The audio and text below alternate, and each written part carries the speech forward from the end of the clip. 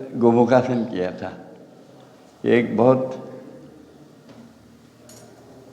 प्यारा आसन, स्वामी जी का आसन है। यहाँ स्वामी जी का एकदम चित्र तो आपको नहीं दिखेगा, पर स्वामी जी का जो सबसे प्यारा आसन होगा तो वो गोमुखासन है।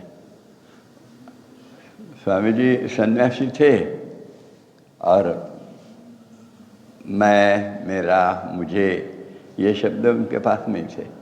मेरा फ़ोटो आना चाहिए, मेरा फ़ोटो पोज निकलनी चाहिए वगैरह, ऐसा कुछ नहीं था। पर एक बम्बई से आए थे, उन्होंने बहुत आग्रह किया स्वामी जी को। वो डॉक्टर थे और उनकी तबीयत ठीक नहीं थी। स्वयं डॉक्टर थे, जे हॉस्पिटल है बम्बई में, वहाँ के डॉक्टर थे, डॉक्टर GR भावे। उनको किसने बताया मालूम नहीं स्वामी जी के बारे में। और फिर वे नागपुर में 1 महीना रहने के लिए आए थे और स्वामी जी के पास योग सीखे और अच्छे हो गए। तो जाते समय उन्होंने स्वामी जी को खूब आग्रह किया, कुछ करो। कुछ ही नहीं तो फिर एक हमें फ़ोटो निकालने दो। फ़ोटो निकालना तो स्वामी जी पे एकदम अनुमति नहीं देते रहे, पर खूब आग्रह के कारण गोमुखासन में बैठकर उन्होंने पोज दी। पोज दिए हुए एक में चित्र है, वह है गोमुखासन स्वामी जी का। बाकी तो ये होगा तो ये कोई बातचीत कार्यक्रम को गए होंगे, उस समय का कुछ फ़ोटो होगा तो होगा, पर बाकी स्वामी जी के एकदम से फ़ोटो नहीं है, पोज वाले फ़ोटो नहीं है, नेचुरल होंगे। और स्वामी जी का आसन यानी गोमुखासन ही। वैसे तो संतों का आसन गोमुखासन है। संत लोग अपन देखेंगे कि भाई तुलसीदास है या और कोई है, ये सारे गोमुखासन में बैठते हैं।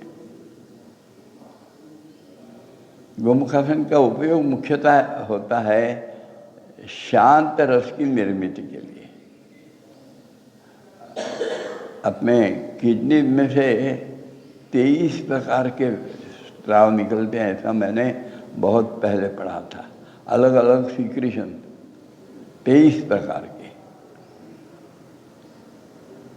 और एक कुछ निकलता है तो वो निकला तो फिर गुस्सा, वो एक फिल्म थी अल्बर्ट पिंटो को गुस्सा क्यों आता है, तो वो फिल्म में जवाब दिया है कि नहीं पता नहीं, किंतु एक जवाब है किडनीज के ऊपर से एड्रेनलिन यदि बढ़ गया तो गुस्सा आता है। यह पक्का है। और यह आने के बाद वो लाल आंखें हो जाती, सब कुछ हो जाती। ऐसे एड्रेनलिन का सिक्रेशन नहीं होने दिया, और कुछ 1-2-3 सिक्रेशन होंगे कि जो चित्र विचित्र गुस्सा निर्माण करते होंगे, उसको नहीं आने दिया, तो शांत रस निर्माण होता है, करुण रस निर्माण होता है। और गोमुखासन में वो होता है, और इसलिए संत लोग गोमुखासन में बैठते हैं। अब ये वो गोमुखासन में बाकी शारीरिक फायदे पर जरूर दूसरे हैं कि जैसे ये होता है हर्निया या हाइड्रोसील, अंडकोश वृद्धि, ये बीमारियां, इस पर भी थोड़ा सा उपयोग होता है। गोमुखासन में बैठकर यदि गोमुखासन में हाथ की स्थिति भी जोड़ दिए, वैसे गोमुखासन में हाथ की स्थिति नहीं है, केवल पाँव की स्थिति का महत्व है, पर हाथ की स्थिति जोड़ दिए। जैसे जो पाँव नीचे में पहले लिया है, वो हाथ पीठ की तरफ से और गर्दन की तरफ उंगलियां लाई, और दूसरा हाथ ऊपर से लिया, तो लंग्स के लिए अत्यंत उपयोगी आसन होने लगता है। अस्थमा नाम का बीमारी दुरुस्त करने के लिए गोमुखासन बहुत महत्वपूर्ण होता है। उसमें फिर और जोड़े जाते हैं, थोड़ा सा ओंकार का अभ्यास होता है, बाद में फिर उसमें कपालभाति भी पढ़ाई जाती है। ये यदि करते हैं तो अस्थमा यह विकार नियंत्रण में आने लगता है। ऐसे रीढ़ की स्वास्थ्य सुधरता है, खंडों का स्वास्थ्य सुधरता है, थोड़ा सा पेट का स्वास्थ्य भी सुधरना उसके लिए भी उपयोगी पड़ता है गोमुखासन। केवल इतना ही चाहिए कि वो जो दोनों पैर घुटने के हैं, घुटने पैर के घुटने वो एक दूसरे के पास में आने चाहिए, दोनों के एक दूसरे के पास में आवे, ऐसे ये सोचना है लोग।